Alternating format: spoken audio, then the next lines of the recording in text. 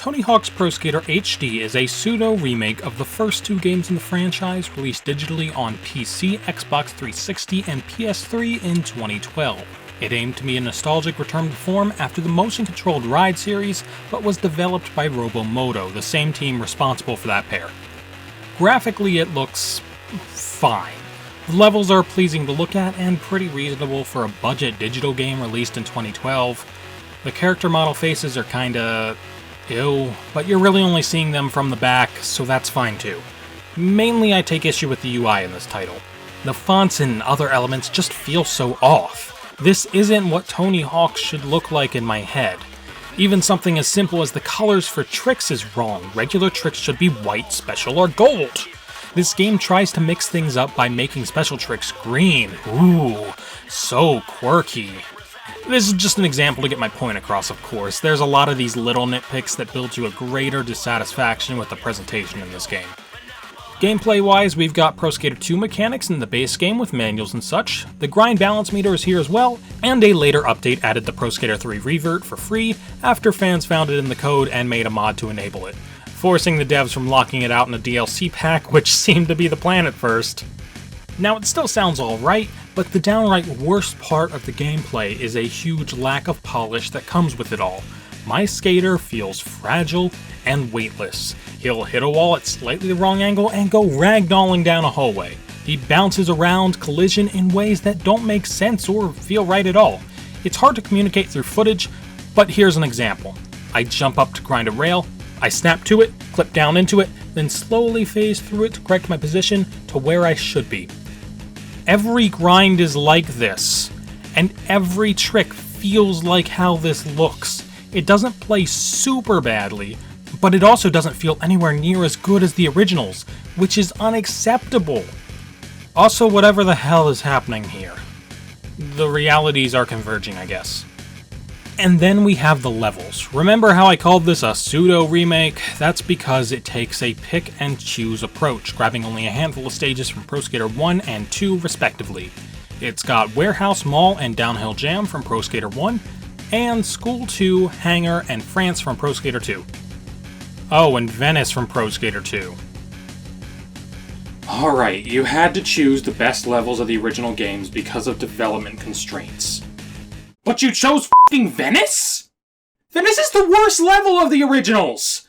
I would have taken f***ing Chopper Drop over this, and that's just a half-pipe in the middle of the ocean! The level selection is weird, because these are all super obviously levels that were reused as bonuses in some of the story-based 6th generation entries to the series. But they also use their 2X forms with the little added areas, so it's not like they were just lifted from those games. There's definitely some weird backstory behind how these levels were selected, but I don't think we have it quite yet. If you paid a premium $5 for the DLC, you also get 3 Pro Skater 3 levels, Canada, the airport, and Los Angeles. I won't talk about them much because I haven't covered Pro Skater 3 yet, just know they exist, and they also follow the trend of being a coincidental selection that starred in some 6th gen story-based console Tony Hawks. All levels, regardless of the game, now have 10 goals, and cash icons are back. But new levels unlock based on how many goals are cleared, not based on the cash you can earn from icons and goals. So what's the point of the cash system? In Pro Skater 2, cash was introduced as a way of letting harder goals give you more progression. But that's not in place here, so why have cash at all? You spend it on stats and decks, but those could have just been unlocked gradually some other way as you play the game. There's no need for cash to be here aside from some extra thing to collect and pad the game out. Okay, anyway, each level has 10 goals and there's no more tournament levels. Why? You never complete the game because there's no tournaments to finish and prove yourself in. Why? The Pro Skater 3 levels don't even need to be unlocked, you just have them by buying the DLC, so there is literally no point to even completing those goals. Never have I asked more, why am I even playing this game? And why does France have goals in it? You could have picked another non-tournament level for this. Come on, guys. There's just so many weird decisions here. Plus, there's only 7 levels in the base game, 2 less than Pro Skater 1, and no Create a Park to make and share your own. We've also got a big selection of extra modes and objectives for each level. Of course, there's Single Session and Free Skate like all the other games, but we've also got 3 others this time around. Hawkman is not so cleverly named after Pac-Man and leads you on a line following these collectible pellets. It's alright, I like the idea of following a line and doing certain tricks at certain points along it, but in this game with poorer controls and annoying collision detection, it's not as fun. Big Head Survival has weaponized nostalgia and makes you do combos constantly so your head doesn't explode, surviving as long as possible.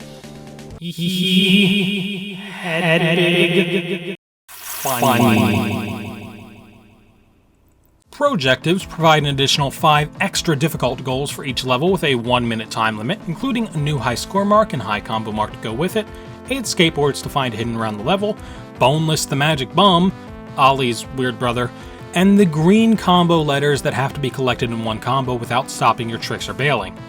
I actually kind of like these. These are a nice addition and would be fun in a better game. But in the PC version I'm playing, we've got no multiplayer, online or offline. PS3 and 360 got it, but that's probably not a great option either to play this one with friends, and we'll get to why in a bit.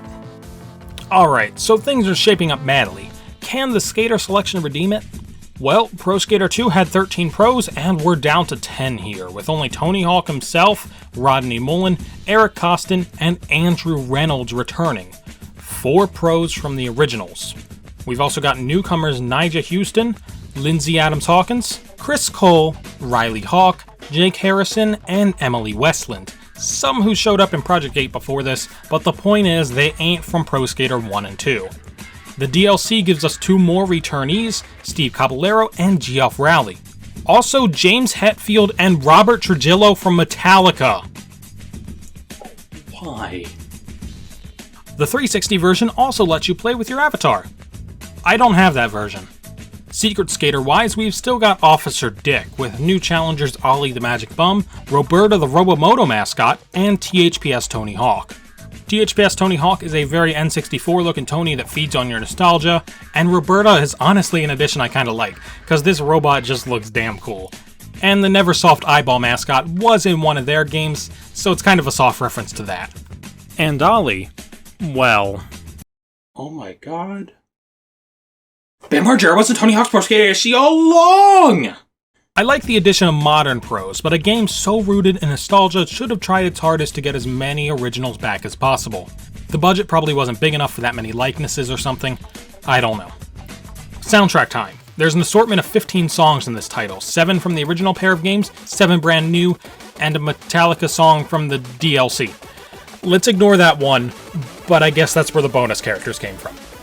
Anyway, Pro Skater 1 had 10 songs, Pro Skater 2 had 15, that's 25 total.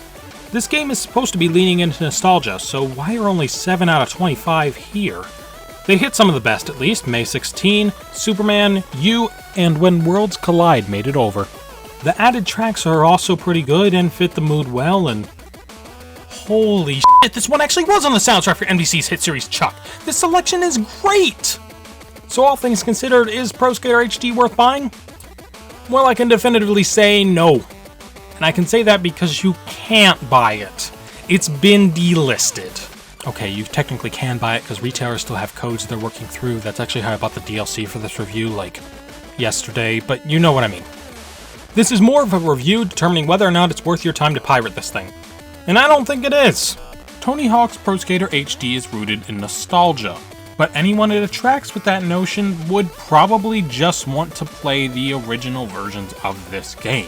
For new fans looking for a modern way into the series, this does seem a little bit more appealing.